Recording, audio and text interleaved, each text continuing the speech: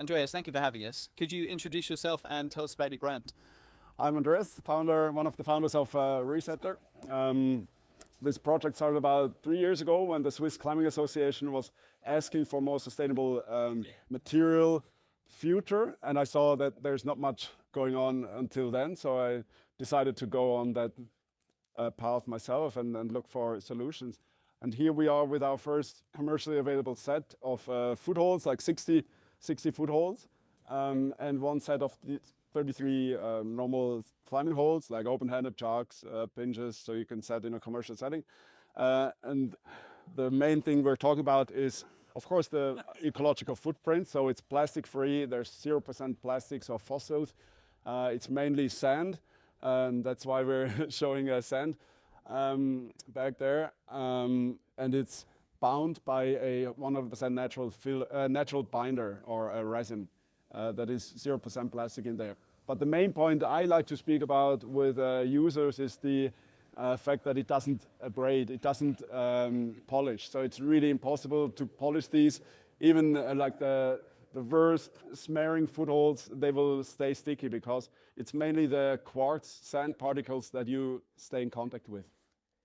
So with, say these were aimed at a more beginner climber, so say these were on a slab climb somewhere, they would obviously get a lot of traffic. Yeah. So something that doesn't polish is obviously a massive value to the gym owner. For medium or beginners, but also as a matter of fact, I've heard a lot of people from the comp scene saying that the competition is actually, it's impossible for a comp setting to keep the same conditions across the entire span of the competition. So even there, some really small smearing footholds could be interesting. I'm really interested in that, to bring it to competitions. But also we've done some tests in commercial climbing hall, a bouldering gym in Zurich, Minimum Boulder, one of the most frequent gyms. With Climb Along, we had the possibility of measuring the amount of traffic, so really in activity minutes. And we found out that on a few footholds, we had over 12 hours within 8 weeks. So that is a really high amount of abrasion. And that was actually when they called us, hey, this is really crazy how it stayed sticky.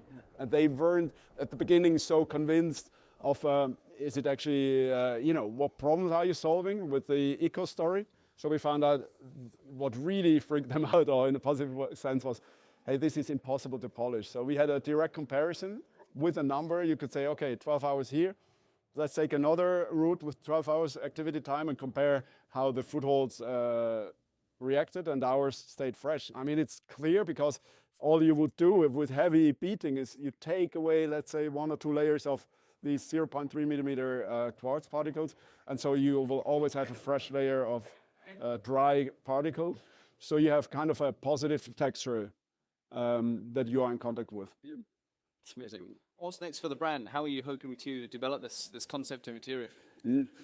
Yeah, so our goal from the beginning, let's say we think big, we want to replace as much PU or as much fossil chemistry and toxins from the industry as possible. So for us, it's always been the goal to find big brands, established brands, to collaborate and bring our material into their shapes, which we can do. We can pour our resin into pretty much any shape.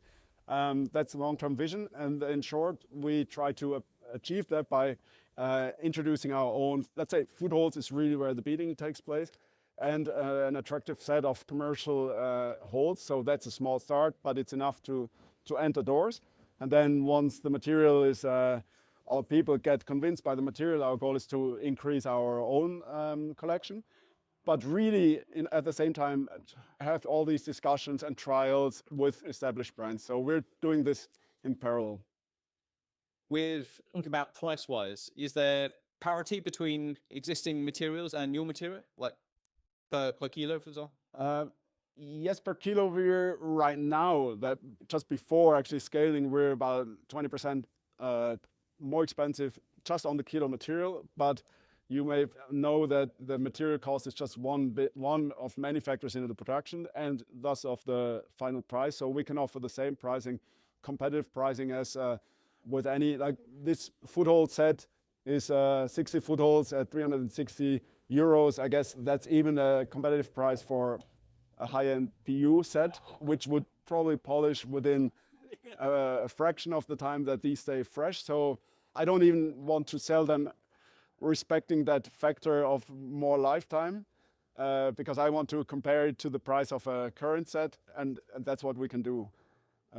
Plus, we invest a lot in the process, so there you can also make sure you've got a competitive pricing. Well, thank you a lot.